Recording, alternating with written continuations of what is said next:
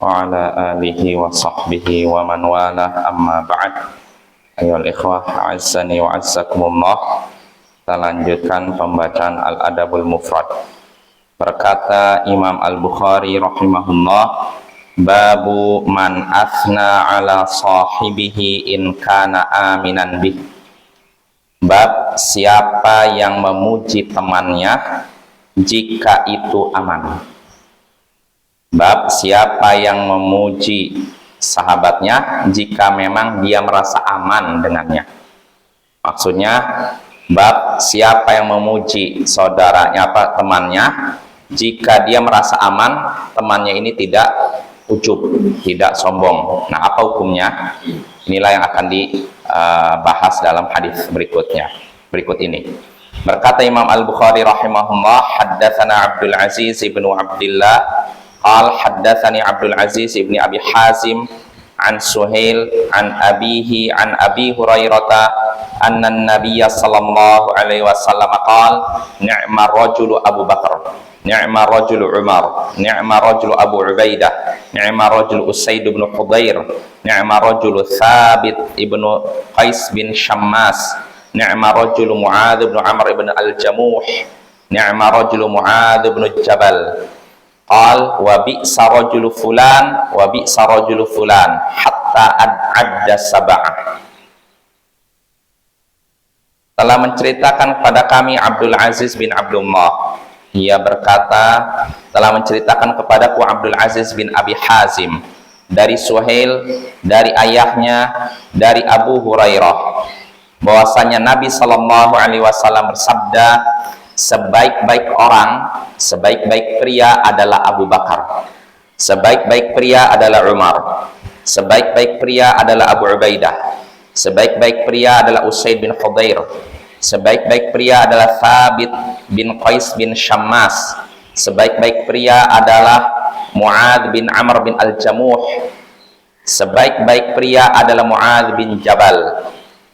Lalu beliau bersabda, dan seburuk-buruk pria adalah fulan, seburuk-buruk pria adalah fulan, sampai beliau menyebutkan 7 orang.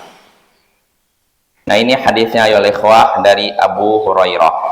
Di sini Nabi Abu Hurairah mengabarkan bahwasanya Nabi Shallallahu Alaihi Wasallam suatu hari beliau menyebutkan beberapa orang sahabat beliau, lalu dipuji. Beliau memuji beberapa sahabat beliau. Setelah itu beliau menyebutkan celaan terhadap beberapa orang. Nah, di antara yang dipuji oleh Nabi Abu Bakar, kata ini sebaik-baik pria, sebaik-baik orang. Lalu berikutnya Umar, ini sebaik-baik pria. Berikutnya Abu Ubaidah, Usaid bin Hudayr, Thabit bin Qais bin Shammas, Mu'adz bin Amr bin al-Jamuh, Mu'adz bin Jabal. Jadi berapa tadi itu? Pertama Abu Bakar, 7 ya. Abu Bakar insya Allah jelas, kita tahu keutamaannya dia bagaimana, keistimewaannya. Berikutnya yang dipuji oleh Nabi Umar. Umar siapa ini? Umar bin Al-Khattab. Lalu berikutnya Abu Ubaidah, yaitu Abu Ubaidah bin Al-Jarrah, aminu hadhil ummah, orang terpercaya di umat ini ya. Ini Abu Ubaidah. Lalu berikutnya Usaid bin Hudayr, seorang sahabat Nabi dari kalangan Ansar. Nah, ini juga termasuk orang yang kata Nabi sebaik-baik pria. Kenapa? Karena dia termasuk sahabat Nabi yang mengikuti perang, hampir seluruh perang bersama Nabi Sallallahu Alaihi Wasallam. Dan keistimewaan Usaid bin Hudayr ini, pernah suatu hari dia baca Quran, lalu ada awan menaungi di dekat rumahnya. Dilihat oleh Usaid bin Hudayr. Nah, besoknya dikabarkan kepada Nabi, ternyata itu malaikatnya. Dan masih ada lagi keutamaan Usaid bin Hudayr. Lalu berikutnya Nabi menyatakan sebaik-baik pria adalah Thabit bin Qais bin Shammas. Thabit bin Qais bin Shammas ini bisa dibilang oratornya Nabi ya, pujangganya Nabi, penyairnya Nabi, sama seperti Thabit bin Qais, Hasan bin Thabit. Kalau ini Thabit bin Qais. Dan dia termasuk orang ahli surga. Di zaman Nabi masih hidup, beliau sudah dipastikan masuk surga. Selain 10 sahabat yang dijamin masuk surga. Jadi ketika turun firman Allah Ta'ala yang melarang kaum muslimin mengangkat suara di atas suara Nabi, Thabit bin Qais langsung nangis. Karena disebutkan antah bapa a'malukum wa antum la tash'urun. Jangan mengeraskan suara kalian di atas suara Nabi, karena nanti akan batallah amalan kalian dalam keadaan kalian tidak menyadarinya. Batal seluruh amalan gara-gara kita mengeraskan suara kita di atas suara Nabi. Nah, Thabit bin Qais setelah turun ayat ini nangis dia. Dia langsung berkata, saya termasuk penghuni neraka. Sehingga akhirnya apa? Dia nggak keluar dari rumahnya berhari-hari. Nah, Nabi SAW merasa kehilangan. Beliau pun bertanya kepada beberapa sahabat, mana Thabit bin Qais? Apa dia sakit?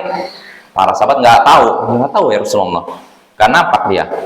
Akhirnya didatangi oleh salah seorang sahabat Nabi, ditanya, berkunjung ke rumahnya, ditanya, kenapa engkau nggak keluar ke masjid? Nggak apa? Saya ini penghuni neraka. Kok bisa?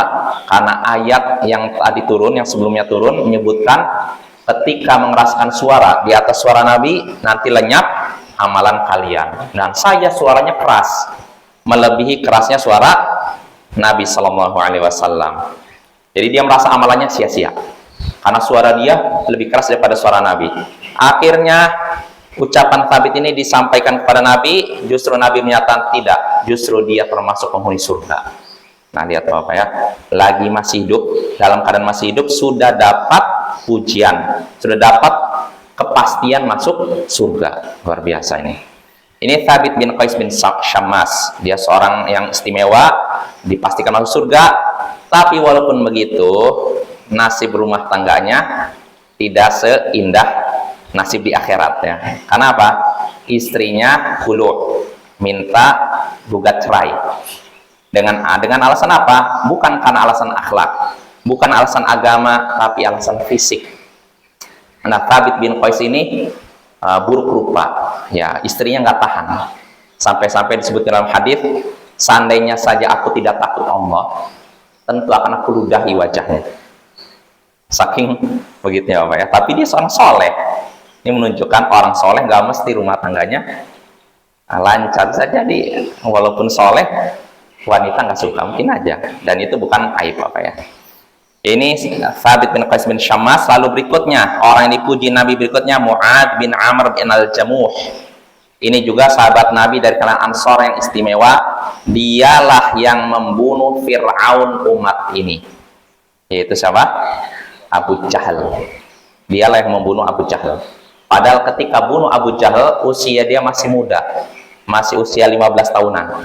Tapi dia semangat sehingga berani membunuh Abu Jahal walaupun konsekuensinya tangannya putus. Bayangkan masih muda, berani membunuh Abu Jahal, konsekuensinya apa? Tangannya putus, kena tebas pedang. Tadinya masih bisa gini, cuman karena menghalangi dia perang, dia sabun kakinya sehingga dipotong. Luar biasa ini. Mu'ad bin Amr bin Al-Jamuh. Lalu berikutnya Nabi memuji orang berikutnya, sebaik-baik pria adalah Mu'ad bin Jabal. Ini nama yang masyhur. Mu'ad bin Jabal dapat pujian Nabi, orang yang ngerti halal haram. Ini termasuk ulamanya sahabat Nabi. Nah, itulah beberapa orang yang dipuji oleh Nabi. Orang lalu disebutkan sampai 7. Tadi yang dipuji berapa? 7 juga ya.